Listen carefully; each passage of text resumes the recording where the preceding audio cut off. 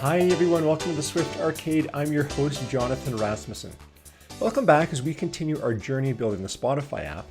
In this fourth episode, we're going to look at how to populate some data and build this final cell here, which is going to enable us to add a collection view so we can scroll up and down.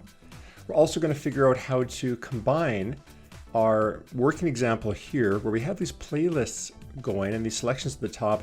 We're going to bring those in and bring back our tile view controller all the way back from the first episode and see if we can't bring it all together. Okay, let's begin.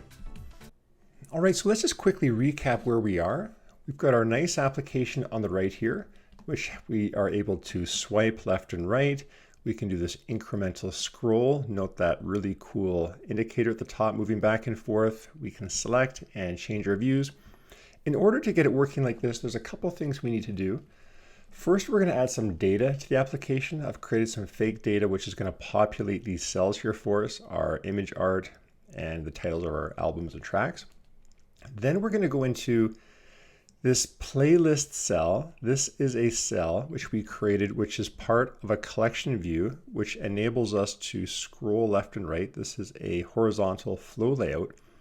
We're going to revisit our cell, and we're going to add to it two things. One is we're going to create a new cell called TrackCell, which is going to represent this track here.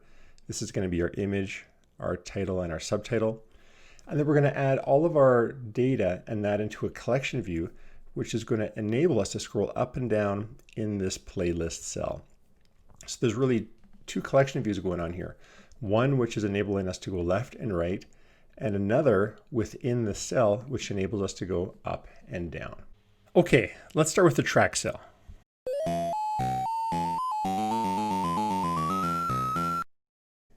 Okay, so heading back to Xcode, let's go to the project. Let's open up our playlist cell, and it should be empty for us right now. This is just a simple UICollectionViewCell. This is basically what's holding our views right here. And we're going to do our work in here, starting with defining this thing called a track. So to represent a track in our application, I'm going to go ahead and create a track-like structure here. So this is just a struct. We're going to call it track. And this is like our business object, if you will. It's going to contain the data representing a track. It's going to contain things like an image name. It's going to contain things like a title. And it's also going to contain things like the name of the artist. These are all just simple strings, and these are going to represent basically the information which is going to populate one of our tracks here. So that's our object or a model just representing a track.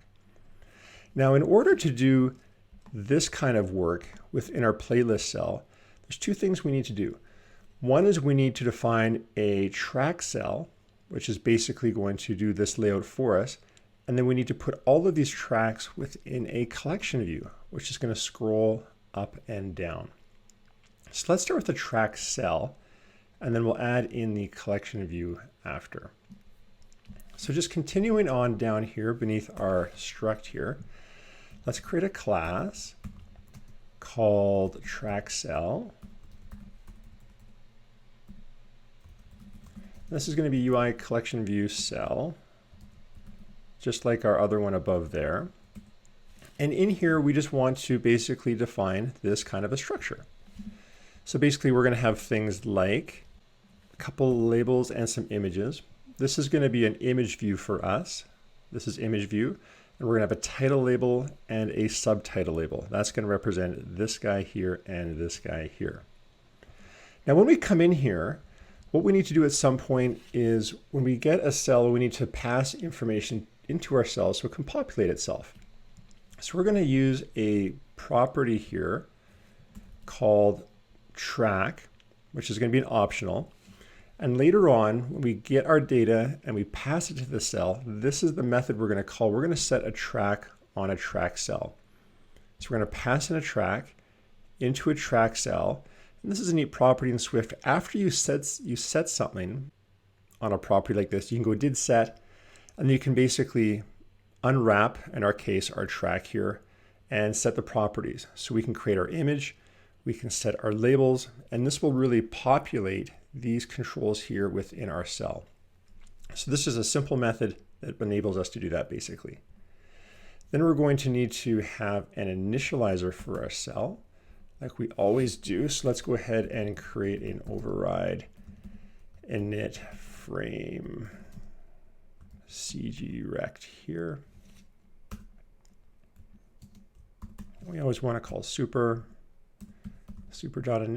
on our frame using .0 just to give it basically no size when we first start. And then we're going to do our layout. I'm just going to stop the app for a second so it keeps running. Okay, so now here we've got our required initializer, which we will just accept. We haven't defined layout yet, that's okay. And down here, we're going to go ahead and lay out our cell. Whoops, and this is going to be a function. Okay, and we're ready to do our layout. So let's just talk about how we're going to lay out this cell. I mean, this is a pretty simple cell. We've got an image on the left here. We've got two labels. And the thing to remember when doing auto layout, if something can size itself, it will. So in terms of constraints, we're going to need something on this image to pin it to the top and the left, and we'll give it a size and a width. And then for these two guys, I'm actually going to stick both of the labels here into a stack view. Why stack view? Well, they're just kind of nice sometimes. Stack views lay things out in a grouped way. You can define the spacing. It takes fewer constraints. They're just kind of a nice tool sometimes to use. So we're going to go ahead and lay that out as an image, two labels in a stack view, and the code to do that will look something like this. First, I'm going to bring in a property here, something called a TrackCell height. I'm going to define a property here. This is going to be a height, which is going to define the height of this to be 72. I'm defining it outside here because we're actually going to use it also in our playlist cell. So I'm just going to stick it to the top of the file here. We're going to end up using this in here also, but I'm just defining it here so you can see it's going to be used in both places. So let's go ahead and do the layout now of our track. So let's start with the labels. Let's go ahead and define some properties on these labels. And let's give them, first of all, some preferred fonts. So for these labels here, Blade Runner and Subtitle Vangelis, I'm going to go with a preferred font of body, and we're going to make it bold. This is using our preferred font code. And also we're going to use the built-in default iOS font of subheading or subheadline for the subline here. Also note how that subheading has a slightly different darker color. We're going to give it an alpha of 0.7. So that's just defining the font on those two items there. Then, like we always need to do with any controls we're working with here, and auto layout, image, title, subtitle, we need to make sure they're ready for auto layout. So we'll go ahead and make their auto sizing mask constraints false, so they're ready to go with auto layout. And then let's define our stack. So let's go ahead and define a stack here. Let's stack view equal, I've got a convenience routine, I think. Do I have it in here called make stack? Well, maybe I don't yet. So in creating controls, sometimes like stack views and that, I have these factory methods, which just help me lay things out in a more convenient way. So I'm going to go ahead and copy some of those in. Let me start with label, stack view. I think I just need those two for now. So I'm just going to go over to our factory class here, and I'm going to add two more factory methods. One is called make label, which is just a factory routine which very conveniently makes me a label with these properties. But the one I want to use right now is this one called stack view, which takes an axis, either horizontal or vertical, and then it just sets it up by turning off auto layout, defining its axes, and giving it a default spacing of 8. So I'm going to go ahead and use that in our playlist cell here when we create our stack view. I'm going to go make stack view with an axis of vertical. So that's going to go up and down. And then I'm going to just redefine that spacing a bit. I actually don't want a default spacing of 8. I'm going to give it a spacing of 6. And with stack views, you basically need to add things to your stack view just like you would any other view. So I'm going to take my stack view, and because we want these two labels to be inside, I'm going to go add arranged subview, and let's pass in our title label. And then let's pass in and do the same thing with our subtitle label.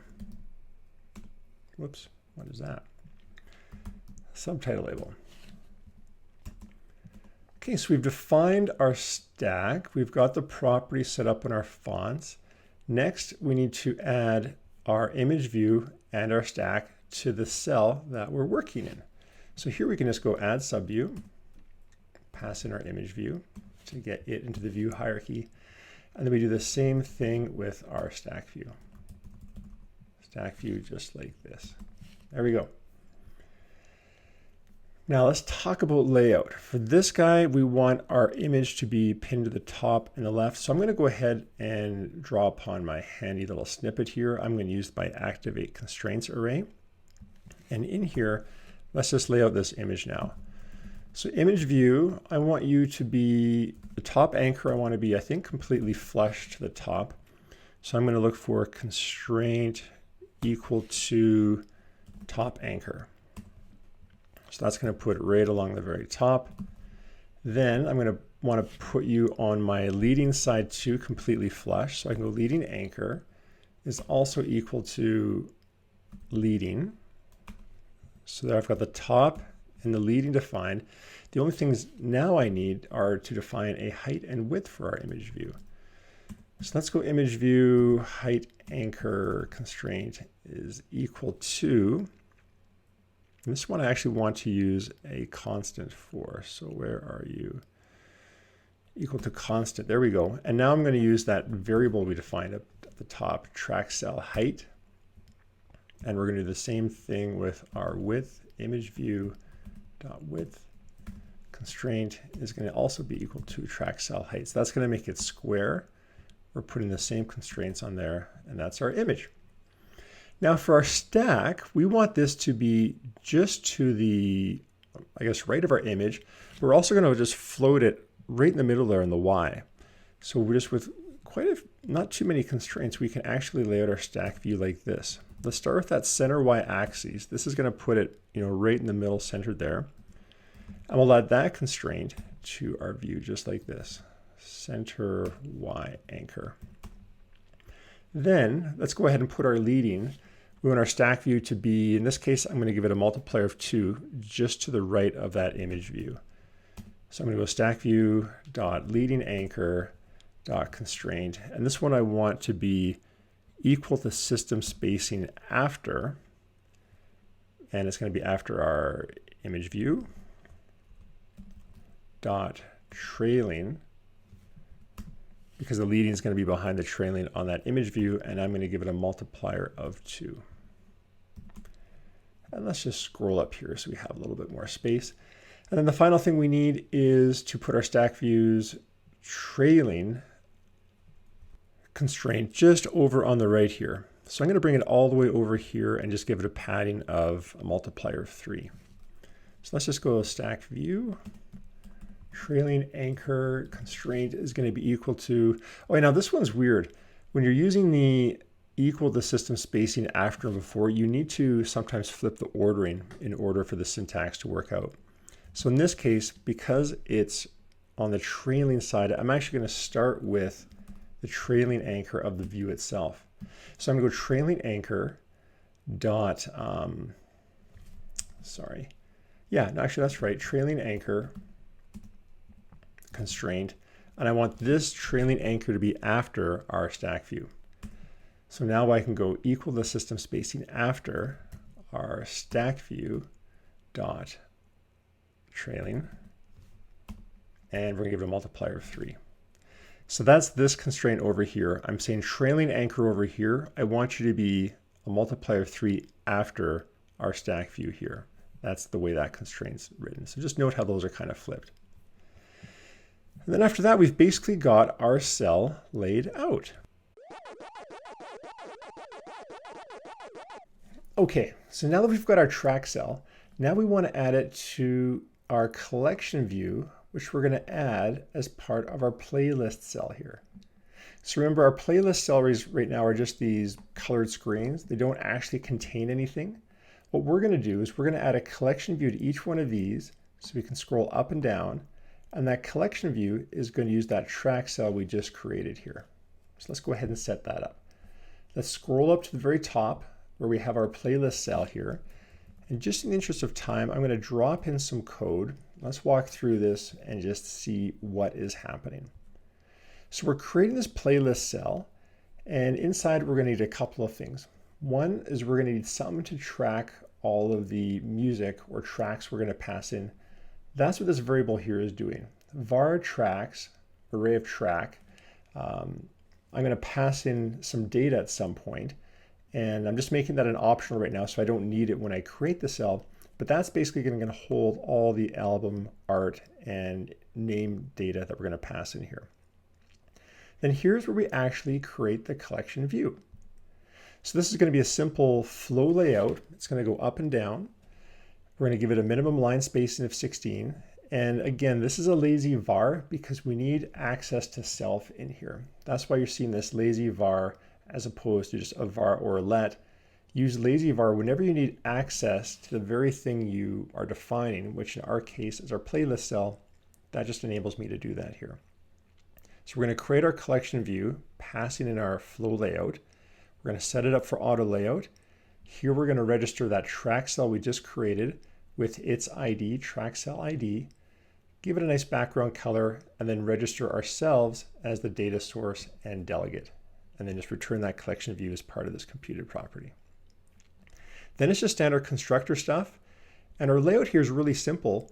This red screen you see here, which is going to represent our entire playlist cell, it just fills the entire area available to it. So that's all we're doing with these 4 constraints here. We're just going top, leading, trailing, bottom, pinning it to the 4 sides, and that collection view is just going to fill that entire area. And that's basically it. All we need to do down here now is just, as we implement ourselves as the data source, we need to tell it, hey, how many tracks are going to be in our collection view? So when we do that, we can just ask our tracks for its count after unwrapping it as an optional here. It's going to put a little space there. And then basically we just need to dequeue the cell itself. So as our collection view is going through, it's going to ask us for each and every cell. What should I use when I lay this out? That's what this is doing here. We're just going to our collection view, dequeuing our reusable cell with that track identifier, and then casting that as a track cell. Then we can actually get the track associated with that cell, pulling it out of our track array based on the index path and passing it in. And that's where it's actually going to set that track we talked about in did set. We're going to pass in the track. That's how it's going to populate our image, title, and our subtitle. And that's basically how everything's going to work.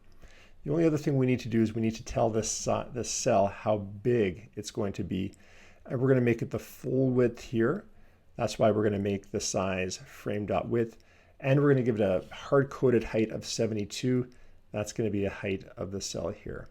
And that's all we're doing here with this size for item at. So that's the playlist cell, now with a collection view, now using these track cells. The only thing we're lacking now is some data. So let's get some data in there. First, I've got some album image art that I've just downloaded and copied, and I'm going to bring that into our assets file. So I'm just going to go up and find assets under our files directory. And in there, I'm just going to drag in some image art. And this will make all of those album covers available to us as we use the app. So I'm just going to drop those in there and set those up like that. Next, we actually need some data to actually populate and use that album art, as well as set things like titles and subtitles. So to do that, I've just created a simple object. Let's go into the app. Let's go into the Spotify thing at the top here and go Command N. We're going to create a brand new file here. I'm just going to call this data. This is our data file. And in here, I'm just going to hard code in some tracks, referencing those images we just created, giving them some titles and artist names. And this will be the track information, which is going to populate our collection view here. So this is just that track struct. I'm giving it some properties down here. And later on, when we actually start populating playlists and artists, I'm just going to shuffle around the tracks a bit and give them some different settings. But basically, this is just going to be our data. Now, in order to pass this data into our app, we need to connect that up in our home controller. Remember our home controller, this guy back here? This is where it kind of all started for us. This is the controller that's actually containing our menu bar and our cell down here. This is its own collection view, which goes from left to right. We need to set that up our data in here and just pass some things. So under here, I'm just going to create a structure called music, which is going to contain an array of an array. And basically this is going to contain our playlists, artists, and albums. These are just arrays of tracks, which we just set up in our data file here. So I'm just setting that up as a simple structure called music in here, which is we're going to return a playlist for playlist, artist, and album. And with that, all we need to do now is use that in our collection view. So if we scroll down to where we actually say what is going to appear in our collection view here, instead of these nice colors and colors.count, we can just now reference music. And we can say, hey, music, you're going to basically be the number of items we've got in each section, which for us is just going to be 3. And then we can actually use the music index path here to pass out the exact element of music that we want. Whoops, so I actually don't want to do that on colors index path here. What we're going to do instead is we're going to go cell. We need to get the exact track or a series of tracks from our music here. So we can just go make that equal to music, index path item, and that will return either our playlist, our artist, or our album series of tracks, depending upon which one we select. So actually, I don't even need this color. I'll just leave it for now because I'm curious to see what it looks like. But with that, let's now run the application with Command R and see if anything comes up. That was a long time before running. Let's see what happens. And boom, hey, there we go.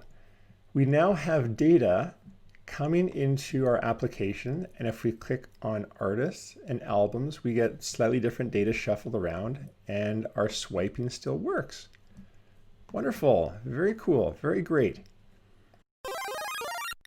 Now to wrap this all up, all we need to do is we just need to take this home controller we've created and embed it back in that title bar controller. Remember that controller we had at the very beginning, which set up our music and podcasts? We're just going to take this guy and embed him in here. Let's see how we can do that now. Well, the first thing we need to do is we need to get this view controller appearing and not this one as sort of the parent of our navigation bar controller, if you remember, way back in our app delegate. So let's go back here. Let's now comment in what we commented out before. This is going to be our navigation controller with a root view controller of title bar controller. Let's do that instead of using our home controller, which we've been using up to this point. And let's run that again and just get back to where we were by just having the title and the music show up at the very top. And that should look like this. Okay, so we've got this guy back in play. Now we just need to take our home controller, which we had here, and put him into this sub-container we had sorted out here. So let's just go remind ourselves what title bar controller was doing. So basically this guy had 2 controllers in here, which was just showing our blue and our yellow screen. These are not swipeable. These we just have to tap like this and like this. And basically we were setting those up into a series of view controllers. I remember now. And these were being animated in and out as we were tapping those buttons. So if we go look at what happens when we tap music, remember music actually scrolls in the music from the left, and when we type podcast, it scrolls it in from the right. So this is what's going on here. We're just going to replace the music view controller and the podcast view controller with our home controllers. So I mean, to do this in the real way, we would actually have these guys populated with real music and real home controller stuff. But just for the sakes of this demo, I'm going to just bring in home controller and I'm going to make it equal to what we had before of music and podcast. So I'm just dropping all that home controller work we did here. Remember this? all that stuff with the cells, I'm just dropping it in to our view controllers here. And this is what's now going to be added and removed as we run that. So now if we come back here, go Command R and run everything, we should see two home controllers come up representing music and podcasts, each populated with that data that we passed in. And that'll give us a pretty good feel for just, what it looks like. So here we are now, we can type podcast and music, and it's doing the exact same shifting, only instead of a blue and a yellow screen, it's bringing in our home controller left and right. And look at this, each of these home controllers has another controller in it. And there's our menu bar. Here's our scrolling. And look at that nice green little animated indicator, which is changing in size as we go left and right. Congratulations, we've brought it all together. And that is how we can simulate and go about building the Spotify app. Well, there you have it, folks. Just some of the magic that goes into building these great apps. You can see it does take a chunk of work. There's a lot of layout that goes on in there, especially this indicator bar. If you remember that episode, there's a lot of magic that happened. But this is a really fun app to build. I encourage you to download the source code, play with it, and just get a feel for how collection views, auto layout, and these different types of things work. And just remember, these apps are built by regular people just like you and me. Some elements do take a lot of work, but by looking at these apps, deconstructing them, and playing with them, hopefully you can see that there's nothing stopping you from building these kinds of apps and having a great time doing it. Okay, thanks for coming out, everyone. I hope you enjoyed that series. We'll talk to you soon. Okay, bye-bye.